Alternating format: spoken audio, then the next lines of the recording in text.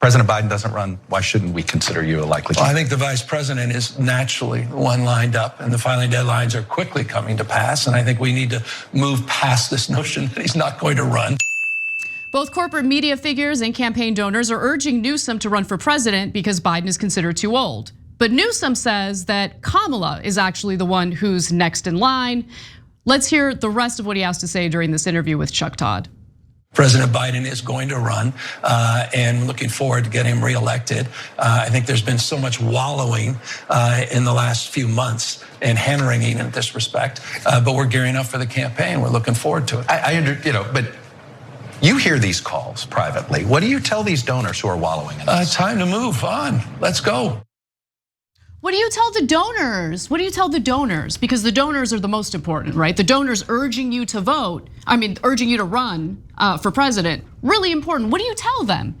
Now, despite Newsom claiming to have a warm relationship with Kamala Harris, and despite him saying, no, Kamala Harris is next in line, he did mention something fascinating in the context of this interview, some bad blood with Kamala Harris allies. We'll get to that in a moment, but Cenk, what are your thoughts so far? So one of the things that bothers me the most, the thing that bothers me the most about Gavin Newsom is how inauthentic he is and how good, smart people can't see it. I can't believe you can't see it. So he goes on so that he can be asked that question by Chuck Todd. He knows that if he goes on, every corporate media anchor is going to ask him, well, we've been hearing the calls from donors. Oh, okay. They're so brazen now. They don't even give a goddamn about the voters. Anyway, we've been hearing the calls that it should be you, Batman. He's like, oh, me? Well, golly, gee, I didn't know you were gonna ask me that. No, I'm a hero, I won't do it. I listen to Democratic leaders. And I think Kamala Harris is next. No, you don't. Come on, guys. Look, you see me sometimes attacking the mainstream Democrats, but don't get me wrong, I don't dislike them. Are you crazy? They're my family, friends, my neighbors, I know them. So I'm asking you, mainstream Democrats, you don't know that's inauthentic? That behind the scenes, of course he's planning to run against Kamala at a minimum in 2028, and he wants to drive up speculation that he should replace Biden. That's why he's doing the interview. Please learn politics. Now, in the next video, he talks specifically about how, he really respects Kamala Harris, and he really doesn't want to step on her feet. No, he doesn't. Let's take a look at what he has to say. And am I supposed to interpret that comment about the vice president that if for some reason the president chose not to run at this point, well, that's the next, everybody rallies around her? It's the Biden-Harris administration. Maybe I'm a little old-fashioned. Yeah, maybe I'm a little old-fashioned about presidents and vice presidents. I was a lieutenant governor, so I'm a little subjective. What's your relationship with the vice president? We knew each other before we were both in politics. The day I got sworn in as mayor, walked across the street. She got sworn in as district attorney. Extraordinarily close working relationship, including her time in the Senate. So you can't imagine ever having to run against each other? Of course not, by definition, won't happen. Now, even though they have a friendly relationship, according to what he says, apparently there had been some jabs directed toward Gavin Newsom. I want you to just go to this one video real quick. Before you go to the jabs, guys, just on that alone, you can't tell that he's lying? Oh no, I respect. I guarantee you right now, ahead of time, I will predict for you. He will, when he runs against Kamala Harris, he will say, oh, things have changed. I didn't know that X, Y, or Z is gonna happen. It's totally different. You don't think he's planning to run against Kamala Harris? Please don't pull a Trump cult and pretend that this guy is authentic. Well, clearly you're not the only one who thinks that, Cenk, because again, Newsom's been dealing with some jabs here and there from individuals aligned with Kamala Harris. Let's go to the next video. We privately continue to maintain a very good relationship, interpersonal, just how you doing, checking in. It's been a challenging few years with COVID, and we've had the opportunity to sit down, have lunch together in the White House. We spent time talking about important things. So nobody's upset. She's not upset that you're going to debate Ron DeSantis? Maybe. Apparently someone in her office is, because I read some off-the-record quotes. I wish I knew who that was, but I don't hear it from her. And I'm certainly not hearing it from the White House itself. Well, that individual probably knows that you're a massive sleazebag and that you're a liar. And the whole reason why you have set up a debate with Ron DeSantis, who is literally running for president in the GOP ticket, is because you plan to run for president. I can't stand the lies. I can't stand the man, period. So I'm gonna be clear with the audience. I already have a massive bias against Gavin Newsom over his handling of California, his leadership in California, over his willingness to bail out a utility company that burned down entire towns in this state and destroyed lives, led to dozens of deaths in the state. Okay, he bailed them out. I can't stand the guy. But on top of it, he's a sleazy liar. And that makes it even worse. So I'm not quote unquote biased against him. I think he's a corporate Democrat, like all corporate Democrats. And PG&E were his sponsors in a sense, gave him $10 million. We've told you all of his downsides. We've told you some of his upsides. But to me, it drives me crazy that they can't tell that conversation between Chuck Todd and Gavin Newsom is totally contrived, 100% theater. They're putting on a play for you guys. And you could tell from his answer about Kamala Harris's office that they're not getting along. So look, if you're a mainstream Democrat, let me lay down a marker for you guys. So if Gavin Newsom doesn't run in 2024 or 2028 because Biden and Kamala Harris are in those races, then you guys win and you shouldn't watch the show. Apparently, I don't know what I'm talking about. But if I'm right, can you come back and go, okay, I get it. It turns out mainstream media lies to us 24/7 and it's all theater and you guys were right. Of course Gavin's gonna run in 28 at a minimum, and he doesn't give a goddamn that Kamala Harris runs or doesn't run, okay? And that's not the question. The only question is whether he's running in 2024. And he won't run against Biden because he's a standard corporate Democrat and they follow orders, okay? But if something happens to Biden, they're sending in Gavin the very next second. He's already prepared. Yeah, and he's preordained. I think it's important to keep that in mind as well. It's probably why someone from Kamala Harris's office isn't so happy with him. But I do want to now shift over to Vice President Kamala Harris because she had an interview over the weekend as well with Margaret Brennan. And she was asked an incredibly important question, which she pretended to not understand. But I do think it's a legitimate question. Let's hear what she had to say. But even Democrats are worried about the president's age. The Wall Street Journal had a poll showing 2/3 of Democrats say Joe Biden is too old to run again. Are you prepared to be commander-in-chief? Yes, I am, if necessary. But Joe Biden is going to be fine. And let me tell you something. I work with Joe Biden every day. Under Joe Biden's leadership, we have transformed and are in the process of transforming America's infrastructure. Are you taking the threat of a second Trump presidency seriously enough? I don't understand the question. You were dismissive of some of the Republican criticism of you and the president. When you look at current polling, the front runner for a Republican nomination is the former president, the 45th president. We will win re-election. We will win re-election. There is too much at stake and the American people know it. And I feel like that is what the Biden administration is planning to hang its hat on, right? More of this fear-mongering campaign about what a threat Donald Trump is, which isn't gonna work this time around. I am concerned about that. You look at the polling, you look at the average of the polls that have come out already, basically showing how Biden would perform against Donald Trump if the general election were to take place today. And it is too close to call. It's within the margin of error. They're neck and neck. So that is a legitimate question. It is a legitimate concern. But there are significant upsides and downsides to both scenarios. The scenario where Biden decides, you know what, I'm gonna drop out, I'm not gonna run for re-election. And also the scenario where he decides to run for re-election, because again, there is a decent chance that he could lose if he is up against Trump in the general. Yeah, so let me break down all the ways that this doesn't make sense. First of all, what do you mean you don't understand the question? Are you pretending to be surprised that Trump might win? He's winning right now in the polling. He's beating you in the polling right now. If you're surprised by that, retire, because that means you don't have any idea what's happening in American politics. If you're not surprised by that, what do you mean you don't understand the question? What's the hard part of the question? I don't get it. She's just asking you, hey, you guys are tied. Are you taking him too lightly? And in a sense, she validates the question by taking him too lightly. She's like, we're just gonna win. Don't worry about it, we're gonna win. No, I'm worried about it. I'm really, really worried about it. Which goes to the main thing she said. oh no, this is the most important election of our lives, etc. Then why are we running you guys? Both you and Biden are super unpopular. You're sitting in the 30s. In the 30s. Someone sitting in the 30s has almost no chance of winning, especially an incumbent.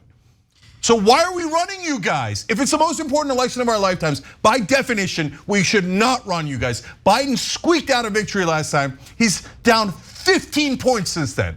15 points, almost a 0% chance of winning.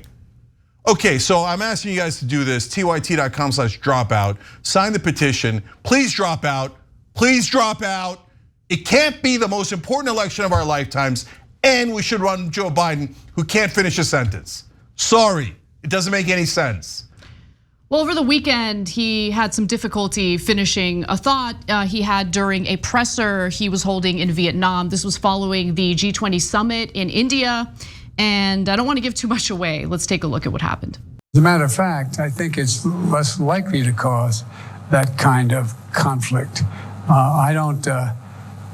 Anyway, I just think that there are other things on leaders' minds, and they respond to what's needed at the time. And look, nobody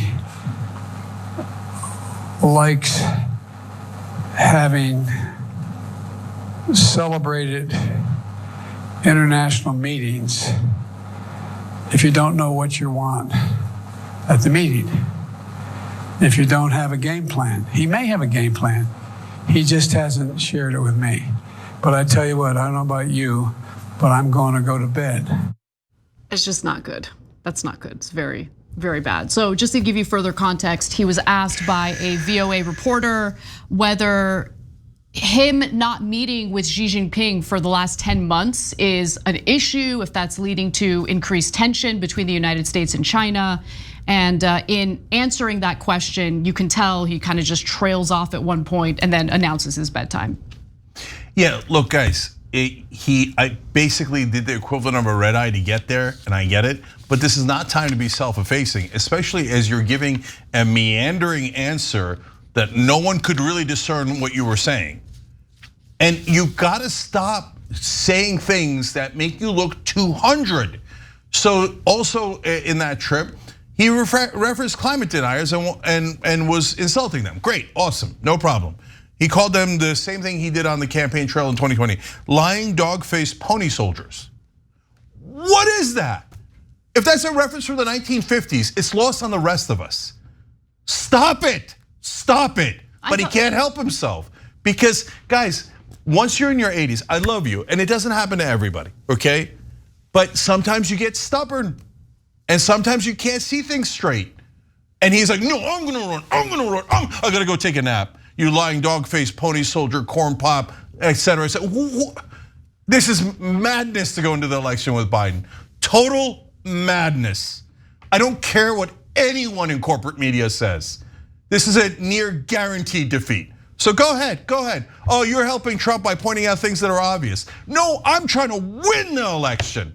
If it's really important, we have to win it. I'm not even worried about progressives anymore. None of them had the courage to run other than Marianne Williamson. I don't give a goddamn about them. I just want a human being who can beat Trump, which is the easiest thing in the world. Pick a guy off the street. Pick a guy off the street and he'll beat Trump because Trump is so unpopular. The one guy who might not be able to beat him is that guy. But nope. We all have to bow our heads to power. Power is so important. Power can kiss my ass. We gotta beat Trump, and that's not the guy who's gonna do it. Look, this is one of the hardest stories I've had to make my mind up about in my entire career, really, because again, there are negatives to both scenarios. First off, I think that we're kind of discounting and downplaying, and it's not our fault. It's part of the Biden administration's failure in marketing their accomplishments and their achievements. But I can't emphasize enough how good the NLRB has been under Biden, right? The fact that yes, he squashed the rail workers strike, but behind the scenes secured the PTO that the rail workers wanted, okay? The fact that he actually reworked, he didn't give up, he reworked his student loan forgiveness plan, and finally got something to pass that stands, that will not be struck down by the Supreme Court. There are good things that have come out of the Biden administration.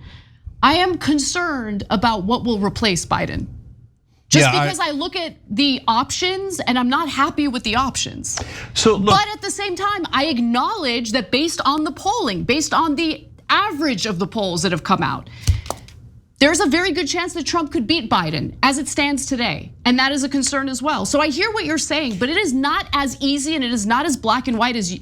It is, it's super black and white. Let me explain why I think that is, okay? So it's not that Anna is wrong about what she's saying. Biden accomplished 15, maybe even 20% of his agenda. Which is more than most Democratic presidents. Yes, for a Democratic president, that's like, whoa, he bothered to do anything at all. True. Bravo, bravo. And not everything he said was a lie.